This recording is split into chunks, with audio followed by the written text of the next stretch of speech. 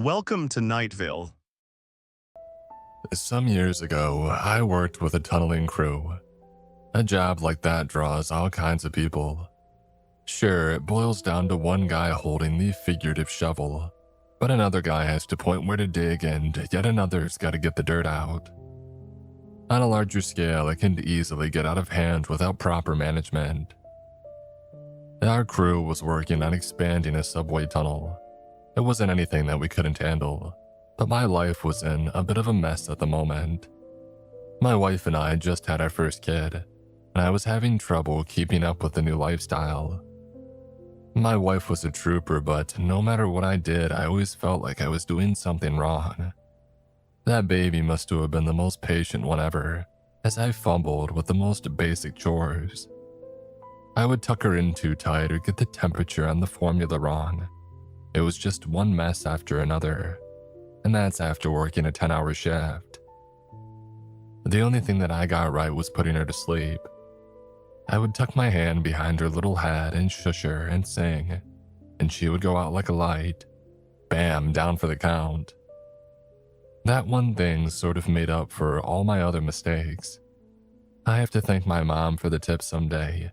It's an old song. It goes a little something like, "Oh, I, foof, my little one." Like a bolt of lightning from last one. You don't, but it's the best you got.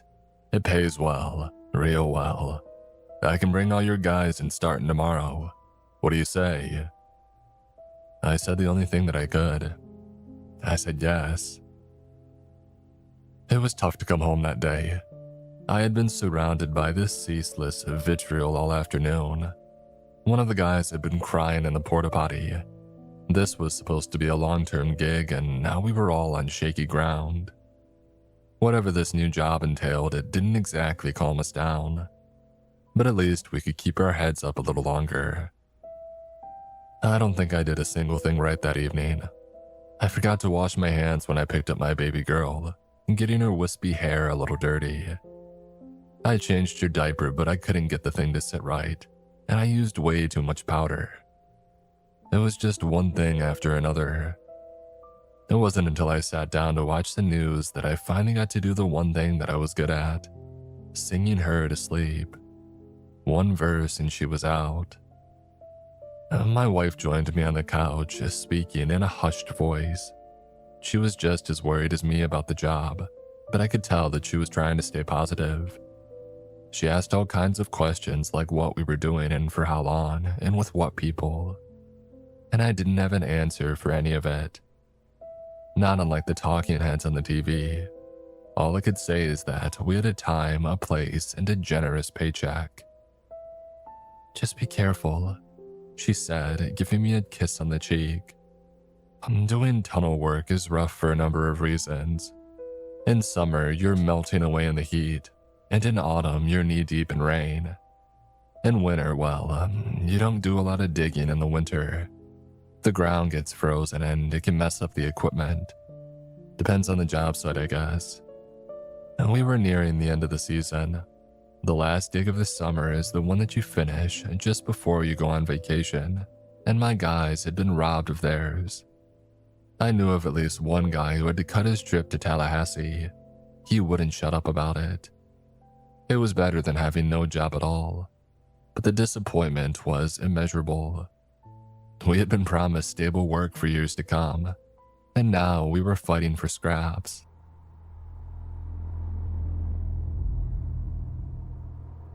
The location turned out to be a construction site, not a dig site, mind you. There's a difference. The place was roughly the size of a football field, lined with a chain-link fence wrapped in yellow plastic. There were all kinds of construction tools lying around, seemingly abandoned. There was even a bulldozer. We waited for about an hour before someone showed up. There was this one guy with protective glasses and a hard hat, our supposed foreman. He seemed friendly enough, probably somebody a bit further down the career ladder. He came up to us and clapped his hands to get our attention. "Everyone feeling okay?" he asked, throwing his arms out. There is a murmur, but nobody was particularly enthusiastic about the whole thing. And we weren't a construction crew. Then again, at that point, we had no idea what kind of crew we were supposed to be. "Oh, we're gonna go through all the details in a bit," he continued. "I just want to say that I know this isn't ideal. We didn't have a choice in the matter. That said, if this works out, we're gonna have a lot more work for you going forward. So let's get started, okay?" That lifted our spirits a little. I saw a couple of nods and the hint of a smile. Maybe things would work out. And we walked into the site.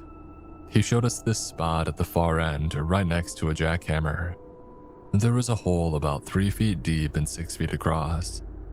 It looked like they had dug it out with shovels, by hand. In the middle of the hole, there was a rock formation, like a white spike poking out of the ground. It was roughly the length of my arm. "This is what we found," the foreman said. "This particular mineral is uncommon in this part of the country. It's mainly used in pharmaceuticals." "What's it called?" "A pyrolith. It's used in something called Compound 5. It's life-saving stuff." He went on to explain the process. Essentially, this construction site was found to be littered with pyrolith minerals. The entire site needed to be dug out carefully, and the minerals had to be extracted as a whole. 2 guys were on standby to measure, catalog, and mark down each extracted sample down to the milligram. The tools were oddly specific. For example, we couldn't use jackhammers. We had to slowly work the base of the mineral with a portable water jet cutter. We couldn't touch the minerals without wearing rubber gloves, and we had to put out sprinklers near every active dig spot to suppress mineral dust.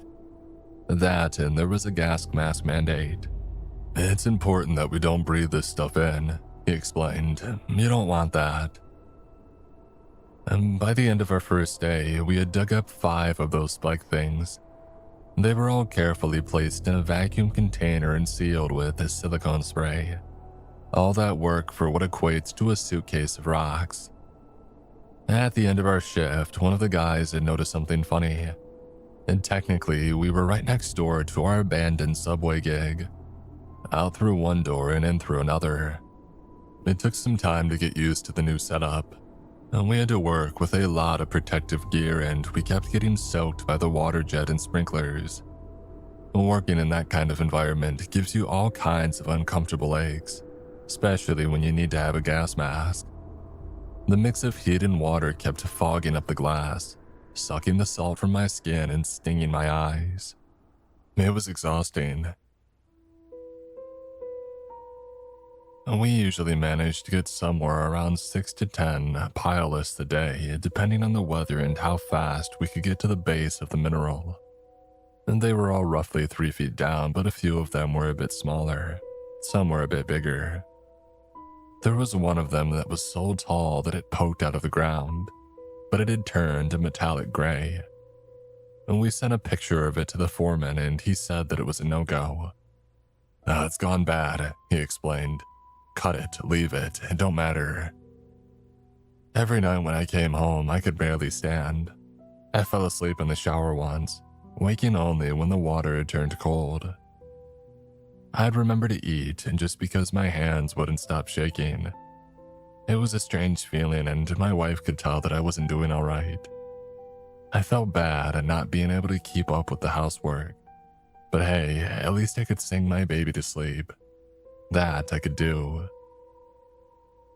The fact that the site was so close to our old tunnel job was really strange. It was literally a stone's throw away, but cities can get like that sometimes. It might take 20 to 30 minutes in traffic to get from one street to another, but walking there at a brisk pace takes a couple of minutes. I hadn't even thought about it until they had pointed it out. The job was going to take weeks, maybe months, at the pace that we were going. We got the go-ahead to bring in some more guys, but it was hard to find people for a temp job at short notice. I managed to get a hold of 4 more in total, but trying to bring them up to speed was a hassle. I kept getting all these questions that I couldn't answer. For example, why couldn't we just dig up the whole site and then filter out the pyrolith later? We could have done it all in about a week tops. And yeah, they were right, but we weren't allowed to do that. And what the hell is a pyrolith anyway? After a full week of working with this stuff, we were getting into a sort of rhythm. We split up between surface testing, excavation, cutting, and transport. I was one of the cutters. I stood in a dirt pit with brown water up to my knees, trying not to get my fingers blown off as the drainage pump flopped around. Now I'm good at what I do, but we were working without proper routine and oversight. It was the Wild West. The first accident happened about 8 days into the job. One of the guys, I can't remember his name, got his face dust sprayed with pilot. The sprinklers had stopped working and he had to change his filter after a cut. All we saw was how he stepped away, took the mask off, and had a seizure. They had to carry him away and wash the dust off with a hose. He got back to work after a couple of days, but I don't think he was ever the same. There was something off about him. Not quite a 1,000-yard stare, but he would tilt his head up at strange angles every now and then, like he was looking at something behind the clouds. That, and he stopped complaining about his canceled Tallahassee trip. The second accident was one of the other cutters. He had just finished a smaller pilot spike when I saw him dip one of his legs down.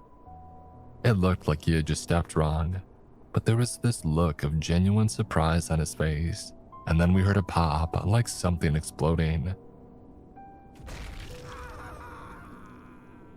And the guy screamed like a wounded animal, this repetitive shriek over and over as he clutched his leg. And when we got to him, I could see most of his foot and part of his leg had been crushed. Not just a sprain or something, but mangled. You could barely tell there was a foot at the end. It looked like cloth-covered meat. And when they carried him off, he was delirious. I heard him mumble as they shut the ambulance door. Breathing, breathing, breathing. If it had been any other job, we would have called it quits long ago. One workplace accident, it happens, but two on such short notice. No, that doesn't happen. Problem was, it felt like the bigwigs were only one step away from shutting us down all over again. They hounded us with that fact every chance they got. The foreman would slide a comment in about it when he could. Like at the end of every shift, I gave him an update on our progress. He always asked if things had gone smoothly, and whenever I said it did, he would just respond, "Good. Don't know how we could afford keeping this afloat if it didn't." Every damn time. So yeah, we had to make do. It was dirty work for dirty people, but what choice did we have? No one else was hiring, and getting the whole crew to another site on short notice was impossible. You don't spend that kind of money on a whim, and there was no standing contract lurking around the corner. These kinds of jobs take months of planning and contract negotiation. You'll be eating well into your savings long before you see a paycheck. And we kept having trouble with our gear. Not just because things would bend and break, I mean that's normal. Wear and tear is a part of the job. The problem was that we had no idea what kind of supports we were looking at, and most of our equipment was still at the tunnel site. We kept having trouble with the ground shifting. Sometimes when we dug out the pileless, the dirt would collapse. It wasn't bad enough to hurt anyone, but it was frustrating. We had a bunch of sandbags and supports on the old dig site, but we weren't allowed to get them. I kept hearing things around the site. The guy who had inhaled the dust complained about losing his sense of taste. The guy who had had his foot crushed was admitted to psychiatric care. Another guy kept talking about how he found this black door at his apartment complex that he couldn't remember having ever seen before. Just a whole set of strange rumors. Every day felt like walking into a ghost story. Someone had something eerie to say. My first unusual experience was nowhere near as dramatic. I was working the water jet cutter when I accidentally had angled it downward. I left it on a little too long and I cut into the rocks surrounding the mineral. At first, I thought that I had hit a sewer line, but that would mean that it was inches from the surface. There was no way that was true, but the ground erupted with this foul black, like fish guts and mineral oil. I got out of there real quick, and the moment that I stepped out of the hole, the dirt collapsed around me, almost like the ground shook a little. On our third week, some people got sick. We thought it was a stomach bug going around, but we figured out the common denominator. Everyone who had gotten sick had regularly eaten dairy products for lunch or breakfast. Turns out on closer inspection that a lot of dairy spoiled around the dig site, like to the point where you could track it by looking at it. If we left a chocolate milk out in the open, the damn thing would be solid white mold before the end of the day. So yeah, no dairy on the dig site. I remember once in the break room, 6 of us were sitting around just chatting, and this one guy joins in with a yogurt. He knows we're not supposed to eat dairy, but he doesn't care anymore. He's staring straight ahead, shoveling spoonfuls into his mouth. I don't need to look to see that it's gone bad. I can smell it. We all can smell it. But he just sits there chewing it down like he doesn't have a care in the world. You can't eat that stuff. Someone mumbles, "You get sick." The guy turns his head and licks the container clean. He doesn't even blink. "You don't think what we're doing is sick?" he asks. "You think this is okay? It's a job, calm down." "We're all sick in the head," the guy says, clutching his head. "Parasites." He didn't stay long. After starting a third fight that same day, we had to let him go.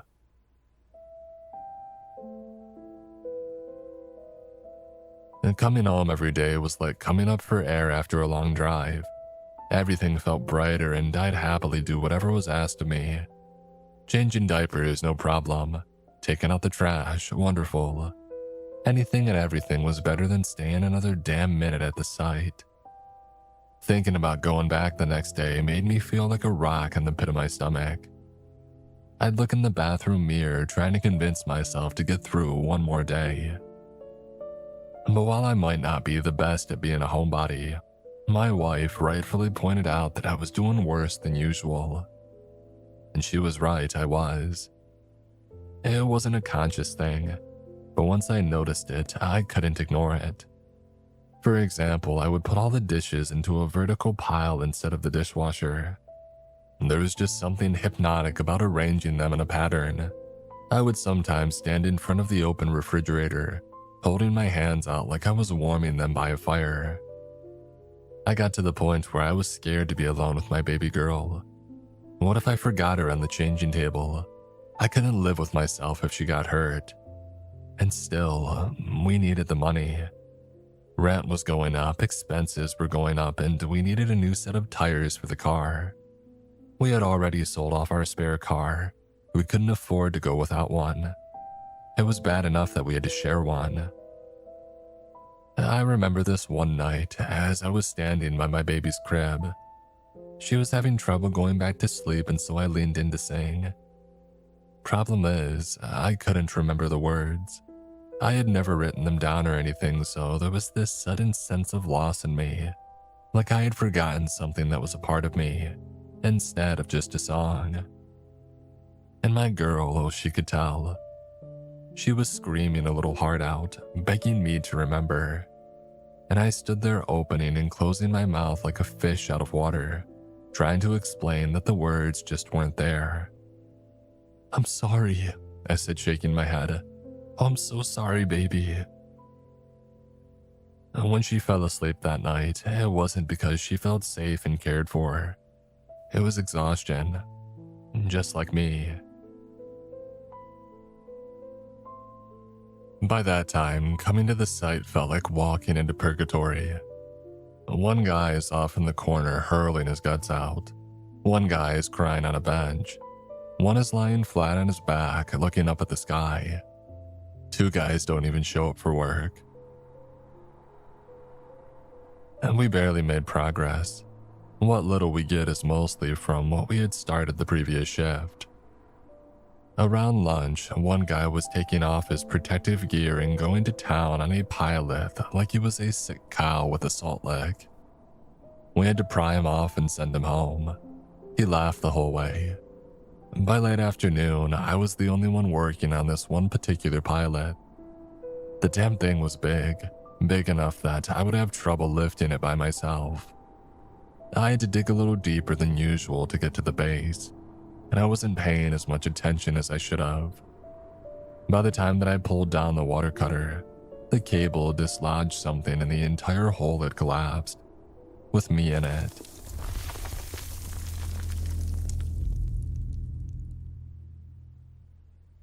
I was buried under the dirt. Thank God for all that gear. I was lying face down in the dirt. I could breathe a little thanks to my gas mask in the porous ground, but it was like sucking air through a straw. I barely knew what was up or down. No matter which direction I pushed, it felt like something was pushing back. It's like the ground was trying to absorb me. I wasn't down for long, but in that moment, I felt this intense sense of dread.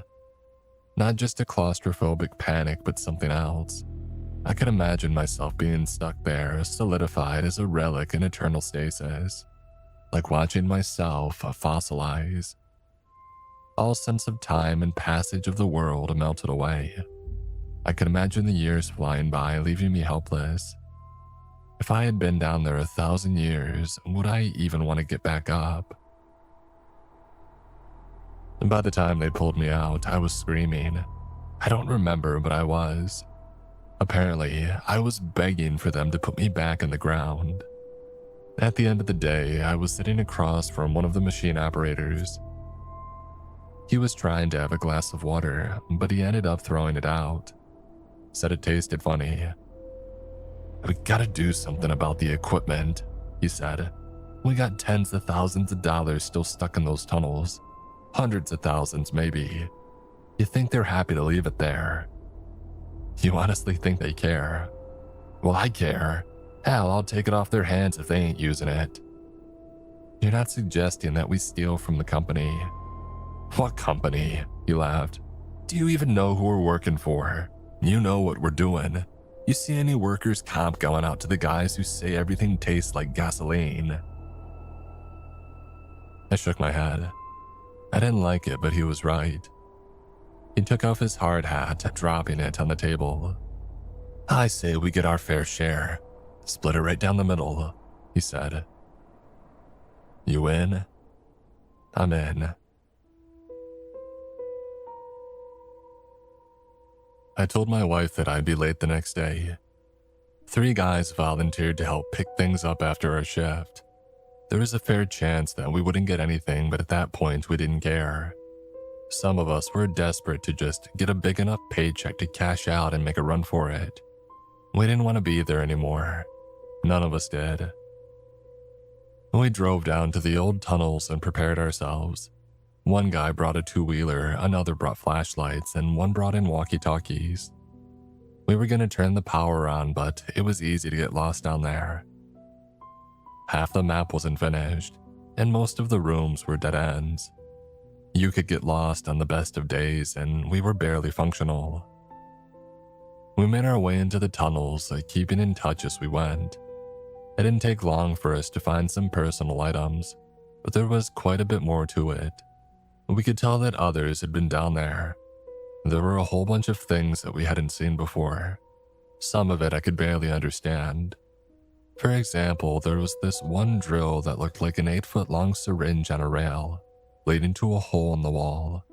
That's not what we were there for, but I couldn't help but raise my eyebrow at that. While the others found some gear, I decided to look a little further in. There was this one space that I had been working in just before we got shut down that I knew had a backpack full of seismic measuring equipment. It didn't take all that long for me to find my way back there.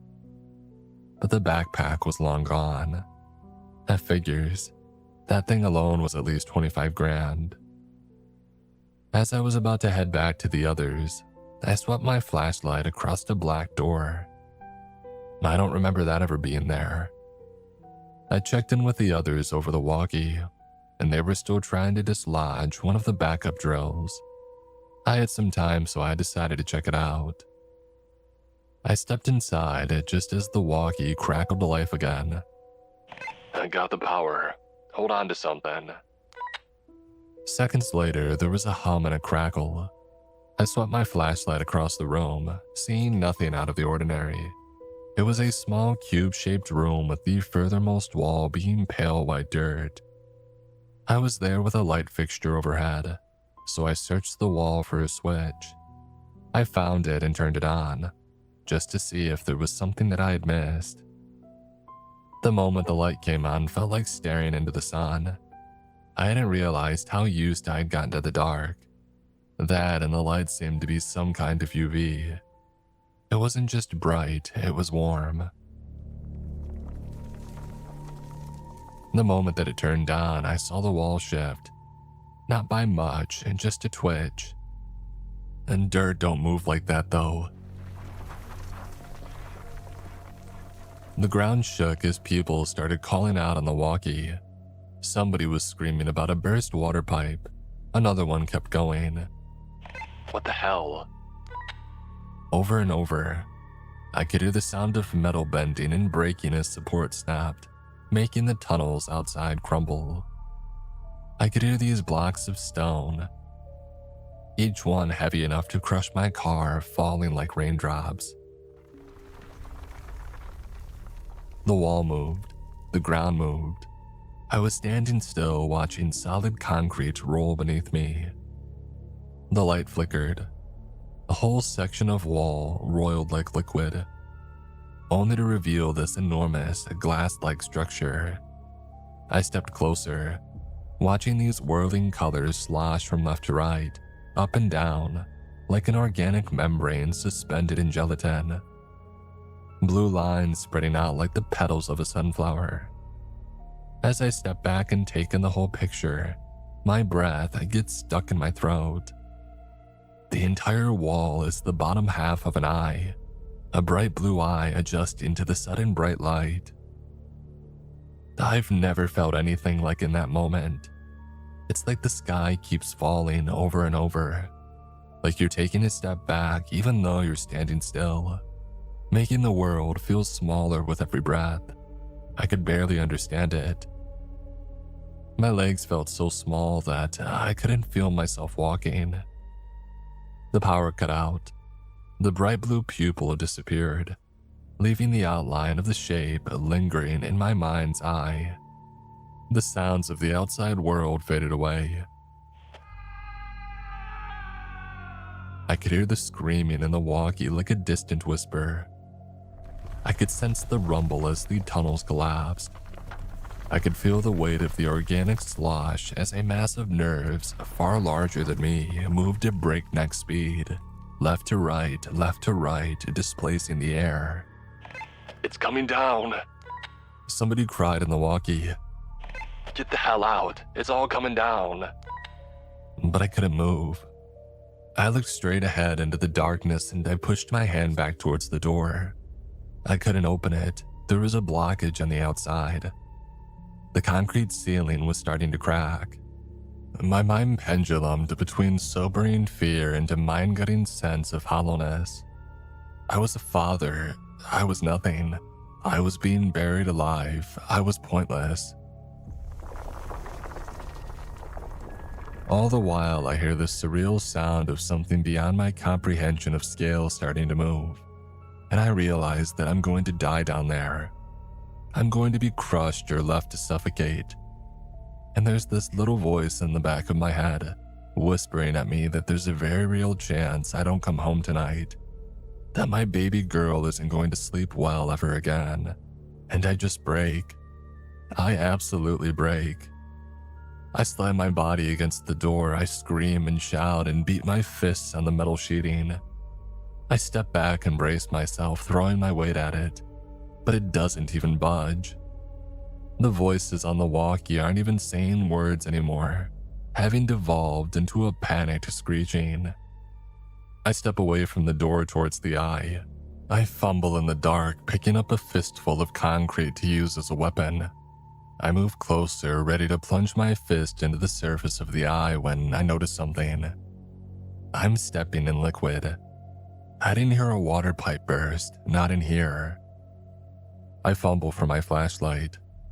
I barely manage to pick it up as my hands keep failing me. But as I turn it on, I realize that there's a thin layer of water lining the floor. An oily kind of salt water. And looking up at the eye, I see that it's leaking at the edges. Tears, maybe. Something in me clicks. The rapid eye movement, the sudden sense of panic and collapse. It dawns on me that I've seen this before. I've seen it a dozen times. It's just like when my baby girl wakes up in the middle of the night looking for her papa. That's all that it is. And I think about that moment when I was buried at the dig site with that sense of the world passing me by. I wouldn't want to wake from that. I wouldn't want to know which of my friends were dead or alive, which family members made it. I wouldn't want to know just how alone I really was. I would rather stay a fossil. Maybe that was it. Maybe that was it the whole time. Maybe we had been cleaning the scalp of something having a really, really bad dream. I turned off my flashlight and stepped a little closer. I could feel this thrumming movement coming from the membrane as nerves contracted, pushing out bucket after bucket of liquid. Meanwhile, I'm closing my eyes and thinking about an imaginary hand placed behind a tender head, fussing about going to sleep. Wispy hair getting caught between my fingers. At that moment, the words returned to me. The lullaby. With a shaky voice, I sing them. A voice in the dark, hoping something impossible can hear me and find comfort. Oh, I, foof, my little one. I sing it again and again and again.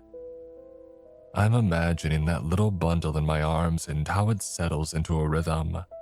How our breathing steadies with mine. A little hand wrapping around my finger and then letting go as the dreams take hold. And after a while, I realize the wall has stopped moving.